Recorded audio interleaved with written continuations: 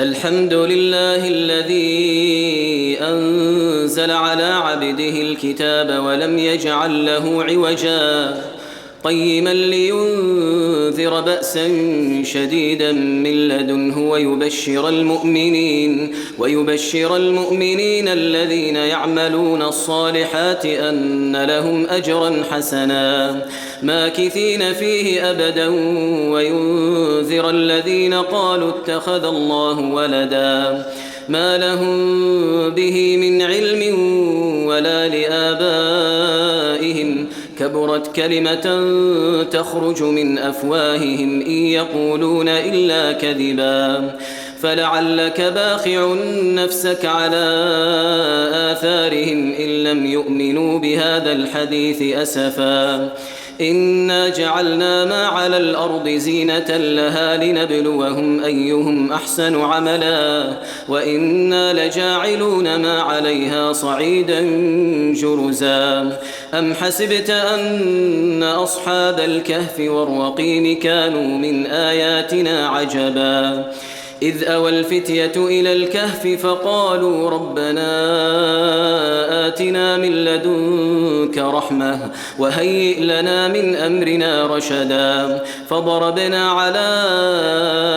آذانهم في الكهف سنين عددا ثم بعثناهم لنعلم أي الحزبين أحصى لما لبثوا أمدا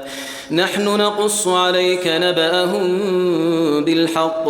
إنهم فتية آمنوا بربهم وزدناهم هدى وربطنا على قلوبهم إذ قاموا فقالوا ربنا رب السماوات والأرض لن ندعو من دونه إلها لقد قلنا إذا شططا هؤلاء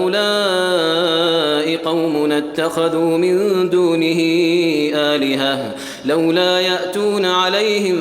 بسلطان بين فمن أظلم ممن افترى على الله كذبا وإذ اعتزلتموهم وما يعبدون إلا الله فأووا إلى الكهف ينشر لكم ربكم من رحمته ويهيئ لكم من أمركم مرفقا وترى الشمس إذا طلعت تزاور عن كهفهم ذات اليمين وإذا غربت تقرضهم ذات الشمال وهم في فجوة منه ذلك من آيات الله من يهد الله فهو المهتد ومن يضلل فلن تجد له وليا مرشدا وتحسبهم أيقاظا وهم رقود ونقلبهم ذات اليمين وذات الشمال وكلبهم باسط ذراعيه بالوصيد لو اطلعت عليهم لوليت منهم فرارا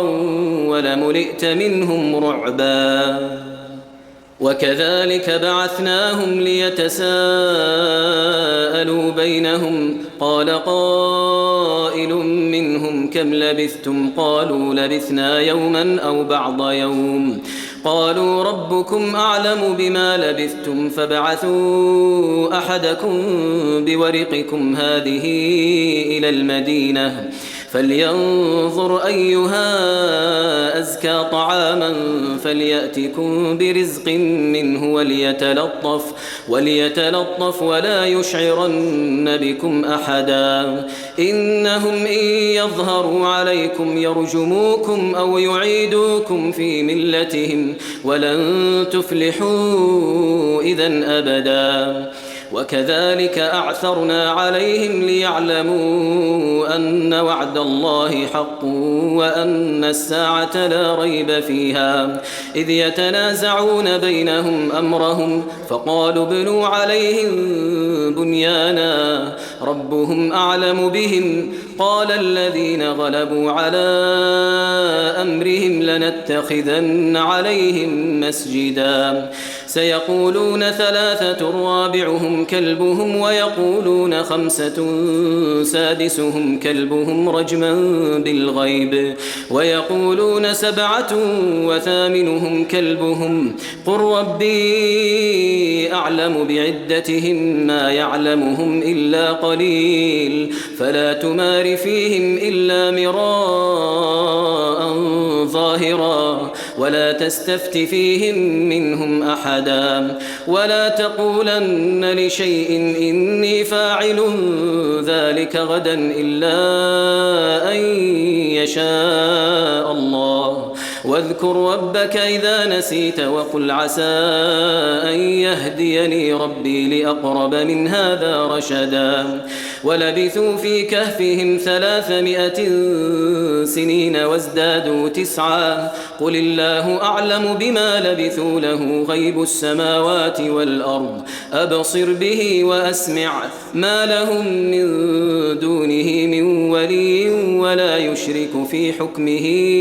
أحدا واتل ما أوحي إليك من كتاب ربك لا مبدل لكلماته ولن تجد من دونه ملتحدا واصبر نفسك مع الذين يدعون ربهم بالغداة والعشي يريدون وجهه ولا تعد عيناك عنهم تريد زينة الحياة الدنيا ولا تطع من أغفلنا قلبه عن ذكرنا واتبع هواه وكان أمره فرطا وقل الحق من ربكم فمن شاء فليؤمن ومن شاء فليكفر إنا أعتدنا للظالمين نارا أحاط بهم سرادقها وإن يستغيثوا يغاثوا بماء كالمهل يشوي الوجوه بئس الشراب وساءت مرتفقا إن الذين آمنوا وعملوا الصالحات إنا لا نضيع أجر من أحسن عملا أولئك لهم جنات عدن تجري من تحتهم الأنهار يحلون فيها من أساور من ذهب ويلبسون ثيابا خضرا من سندس واستبرق متكئين فيها على الأرائك نعم الثواب وحسنت مرتفقا واضرب لهم مثل الرجلين جعلنا لأحدهما جنتين من أعناب وحففناهما بنخل وجعلنا بينهما زرعا كلتا الجنتين آتت أكلها ولم تظلم منه شيئا وفجرنا خلالهما نهرا وكان له ثمر فقال لصاحبه وهو يحاوره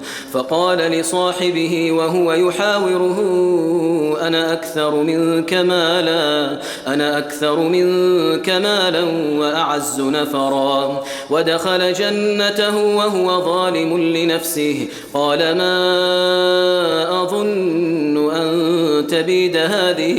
أبدا وما أظن الساعة قائمة ولئن رددت إلى ربي لأجدن خيرا منها منقلبا قال له صاحبه وهو يحاوره أكفرت بالذي خلقك من تراب ثم من نطفة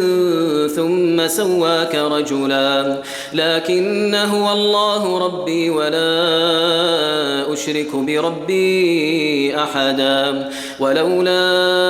إذ دخلت جنتك قلت ما شاء الله لا قوة إلا بالله إن ترني أنا أقل منك مالا وولدا فعسى ربي أن يؤتيني خيرا من جنتك ويرسل عليها حسبانا من السماء فتصبح صعيدا زلقا أو يصبح ماؤها غورا فلن تستطيع له طلبا وأحيط بثمره فأصبح يقلب كفيه على ما أنفق فيها وهي خاوية على عروشها ويقول يا ليتني لم أشرك بربي أحدا ولم تكن له فئة ينصرونه من دون الله وما كان منتصرا هنالك الولاية لله الحق هو خير ثوابا وخير عقبا واضرب لهم مثل الحياة الدنيا كماء إن أنزلناه من السماء فاختلط به نبات الأرض فأصبح هشيما تذروه الرياح وكان الله على كل شيء مقتدرا المال والبنون زينة الحياة الدنيا والباقيات الصالحات خير عند ربك ثوابا وخير أملا ويوم نسير الجبال وترى الأرض بارزة وحشرناهم فلم نغادر منهم أحدا وعرضوا على ربك صفا لقد جئتمونا كما خلقناكم أول مرة بل زعمتم أن لن نجعل لكم موعدا ووضع الكتاب فترى المجرمين مشفقين مما فيه ويقولون يا ويلتنا ما لهذا الكتاب لا يغادر صغيرة ولا كبيرة إلا أحصاها ووجدوا ما عملوا حاضرا ولا يظلم ربك أحدا وإذ قلنا للملائكة اسجدوا لآدم فسجدوا إلا إبليس كان من الجن ففسق عن أمر ربه أفتتخذونه وذريته أولياء من دوني وهم لكم عدو بئس للظالمين بدلا ما أشهدتهم خلق السماوات والأرض ولا خلق أنفسهم وما كنت متخذ المضلين عضدا ويوم يقول نادوا شركائي الذين زعمتم فدعوهم فلم يستجيبوا لهم وجعلنا بينهم موبقا ورأى المجرمون النار فظنوا أنهم مواقعوها ولم يجدوا عنها مصرفا ولقد صرفنا في هذا القرآن للناس من كل مثل وكان الإنسان أكثر شيء جدلا وما منع الناس أن يؤمنوا إذ جاءهم الهدى ويستغفروا ربهم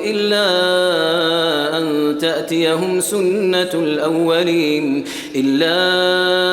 أن تأتيهم سنة الأولين أو يأتيهم العذاب قبلا وما نرسل المرسلين إلا مبشرين ومنذرين ويجادل الذين كفروا بالباطل ليدحضوا به الحق واتخذوا آياتي وما أنذروا هزوا ومن أظلم ممن ذكر بآيات ربه فأعرض عنها ونسي ما قدمت يداه إنا جعلنا على قلوبهم أكنة أن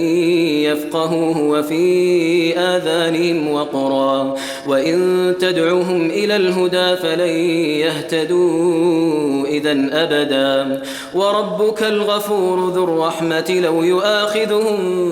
بما كسبوا لعجل لهم العذاب بل لهم موعد لن يجدوا من دونه موئلا وتلك القرى أهلكناهم لما ظلموا وجعلنا لمهلكهم موعدا وإذ قال موسى لفتاه لا أبرح حتى أبلغ مجمع البحرين أو أمضي حقبا فلما بلغا مجمع بينهما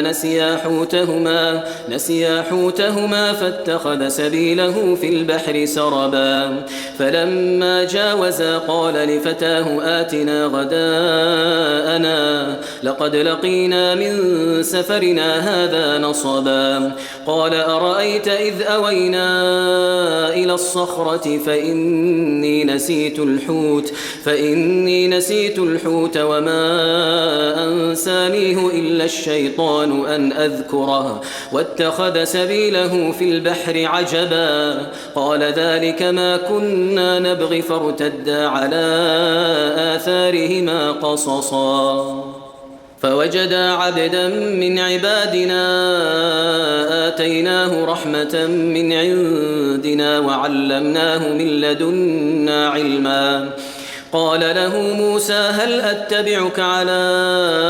أن تعلمني مما علمت رشدا قال إنك لن تستطيع معي صبرا وكيف تصبر على ما لم تحط به خبرا قال ستجدني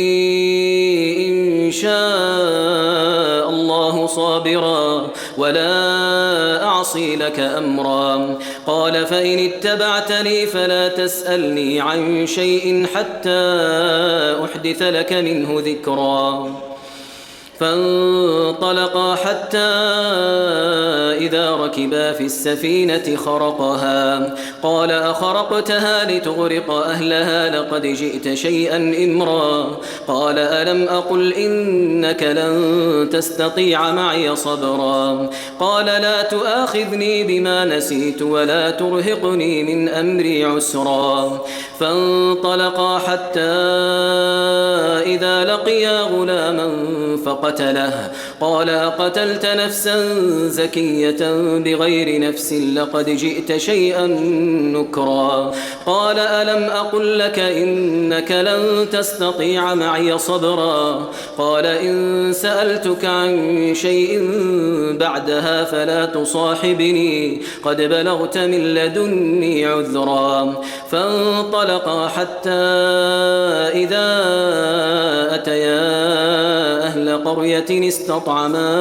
أهلها فأبوا أن يضيفوهما فوجدا فيها جدارا يريد أن ينقض فأقامه قال لو شئت لاتخذت عليه أجرا قال هذا فراق بيني وبينك سأنبئك بتأويل ما لم تستطع عليه صبرا أما السفينة فكانت لمساكين يعملون في البحر فأردت أن أعيبها وكان وراءهم ملك يأخذ كل سفينة غصبا وأما الغلام فكان أبواه مؤمنين فخشينا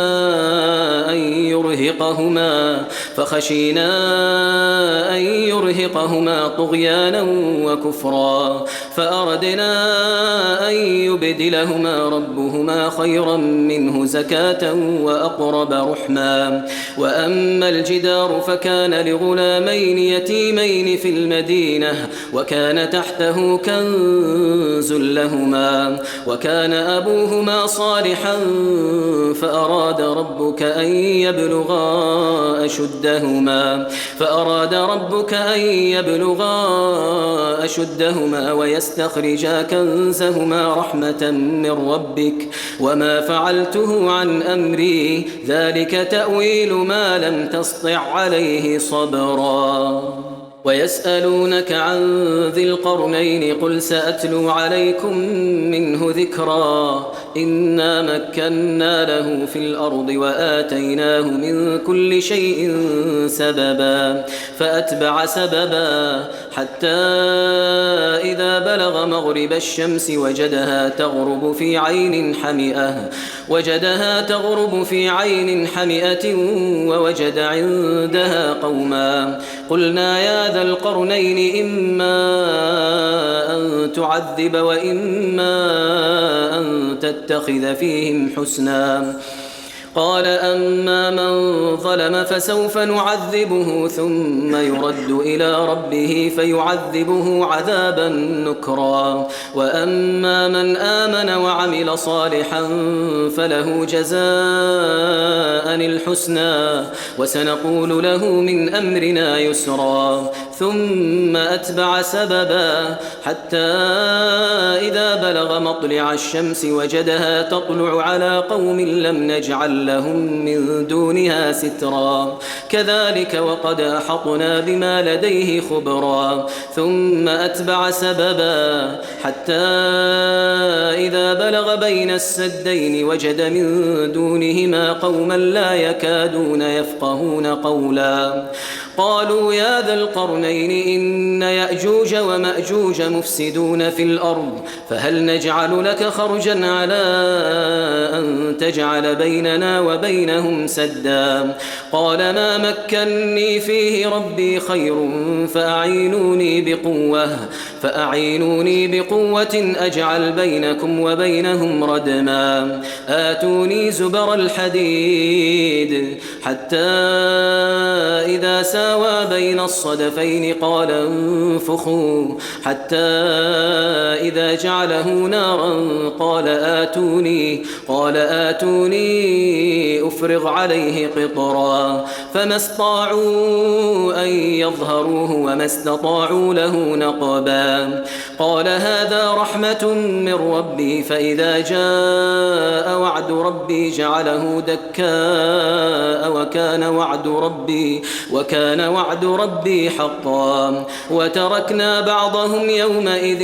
يموج في بعض ونفخ في الصور فجمعناهم جمعا وعرضنا جهنم يومئذ للكافرين عرضا الذين كانت أعينهم في غطاء عن ذكري وكانوا لا يستطيعون سمعا أفحسب الذين كفروا أن يتخذوا عبادي من دوني أولياء إنا أعتدنا جهنم للكافرين نزلا قل هل ننبئكم بالأخسرين أعمالا الذين ضل سعيهم في الحياة الدنيا وهم يحسبون أنهم يحسنون صنعا أولئك الذين كفروا بآيات ربهم ولقائه فحبطت أعمالهم فلا نقيم لهم يوم القيامة وزنا ذلك جزاؤهم جهنم بما كفروا واتخذوا آياتي ورسلي هزوا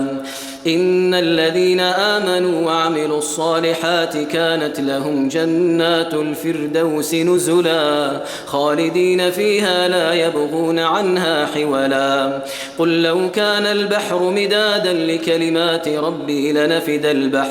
لنفد البحر قبل أن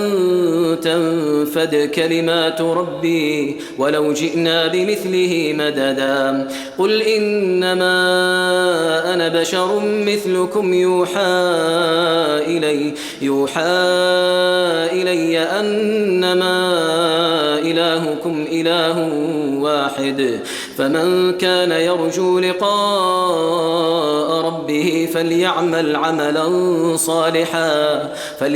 عملا صالحا ولا يشرك بعبادة ربه أحدا